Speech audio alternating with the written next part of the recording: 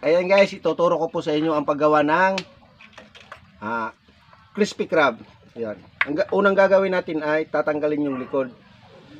Yung nagsisilbing ano nila. Tatanggalin po natin. Pipritusin natin to guys. Lalagyan natin ng ano. Ayan. Saka hahatiin. Basta hatiin natin to guys. Oh. Ayan. Ganito lang naman ang paggawa ng crispy crab. Malinis na po to. Hinugasan ko ng ilang beses.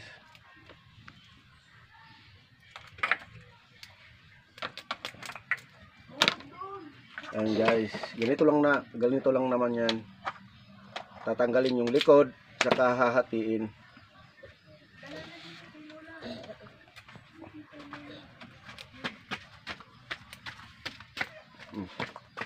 Ito nga. So ayan guys, tapos na po pagbalat. Ayan. Ito na po naging itsura niya. Ayan. Gagawin po natin ay ibababad natin siya sa harina or ito po kasi yung gamit ko ito para maprito. So ayan, tapos na po. Papakita ko na lang po sa inyo ang proseso para pagluto na po. Basta ganito lang po. Tapos ilalagay dito, babalutin ng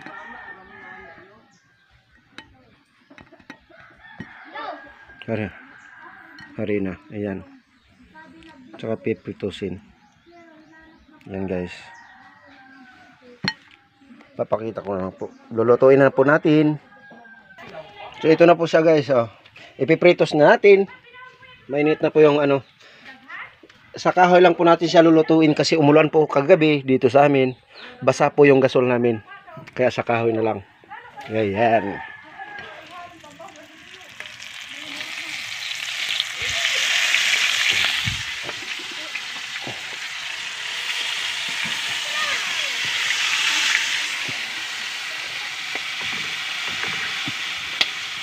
Umulan po kagabi sa amin. Yan asawa ko. Parang aswang.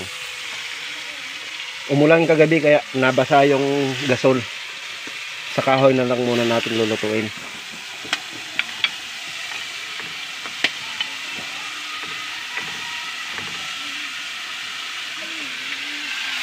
Ayan. Pula na yung iba.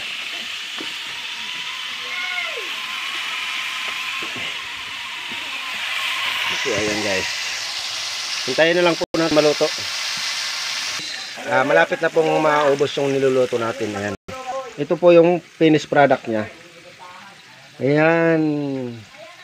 So ayan guys. Kunti na lang yung lulutuin natin. Ito na lang at saka ito. So ayan guys. Tapos na po at ito po yung finish. Luto na po. Yan. Sarap.